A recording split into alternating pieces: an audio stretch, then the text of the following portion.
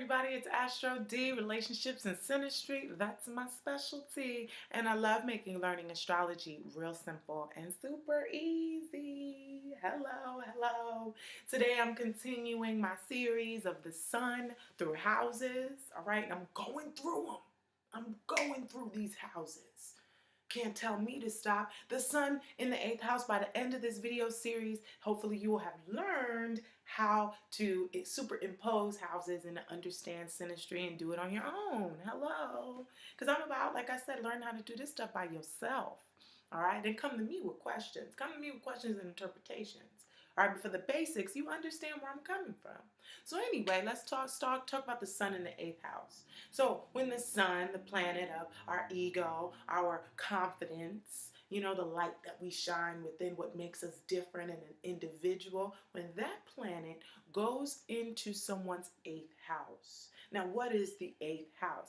Now, and it's interesting, you got something real light coming into a dark house. Okay, something real light coming into a dark house. Now, I'm just making sure. I feel like I did this video already, but maybe I did. Maybe that was one of the videos that I did not save after I did it, and I really believe that. So anyway, so when someone's going to the eighth house is kind of a dark house. This is a house that's represented by Scorpio, where we keep our secrets, right? Where we keep the things hidden from other people, the things that we psychologically know have happened, but we are hiding them.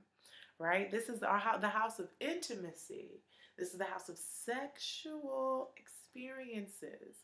Good or bad sexual experiences are in the eighth house. So when someone's sun lights up your eighth house, this is a little jolting here. I cannot say that it's quite super romantic greatness. All right? It's very intense when someone's sun goes into your eighth house.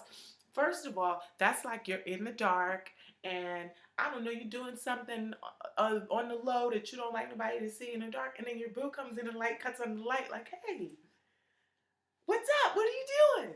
And you're like, I'm like dealing in my eighth house right now. I'm going to need you to back up.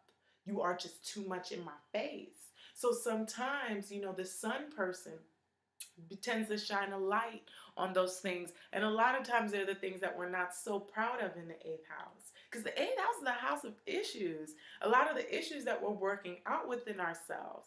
So this person can give you maybe a strength and the confidence to tackle those psychological issues that you might be having underneath the surface. They may want to give you things. They may want to give you a sense of pride and a sense of courage to tackle those things in your past that you haven't been able to maybe go see that therapist that you've been needing to go see. There's an issue, there's a tendency, ego battle of what's mine and what's yours. All right? The sun gives certain things and the eighth house person feels that they were entitled to it anyway. Like, what are you talking about? All right, this sometimes where the sun can get swallowed up into this dark eighth house energy here. This is the bright, shining sun, and now you're into someone's dark past here. There's scummy stuff underneath the surface stuff. That's where your sun and your light is kind of trapped underneath. So sometimes this can feel like a draining aspect for the sun person. They might feel drained by the eighth house person's issues that they have to deal with. They want to be bright and sunny, but it's like, no, you got to deal with this, trauma taboo here. Like, damn. Well, let's do this though. Let's charge forward, right? The sun person may also be to the eighth person a little bit annoying because that wherever the sun is, the sun wants to take charge in. So the sun is wanting to take charge in those issues that you're trying to keep a secret. No, you need to tell everybody. You need to tell everybody about this. And the eighth house person is like, no, I do not. I would like much better to keep it tucked under the carpet. That's where it was with that eighth house, but the sun person is trying to bring it out, right? The eighth house person will bring the sun's person to a love of the mysteries, the mysterious. What is under that surface though? The sun will want to shine its light on what's underneath the surface and feel a sense of pride and confidence for accomplishing and solving the mysteries of the eighth house. Yes, the sun will want to solve the mysteries sometimes of the eighth house. But once again, we're dealing with what's mine and what's yours. Sometimes this could be, the sun either giving to the eighth house person, or maybe the eighth house person taking from the sun. Okay? Because where the eighth house is, this is where theft is as well.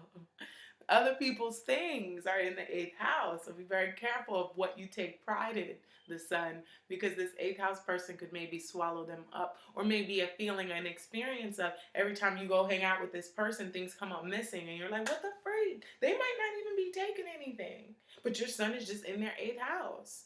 And the things that you love and that's your pride and joy, you take over to this person's house, and they kind of get lost in it, wherever your pride and joy is. You know, I've had my son in someone's eighth house.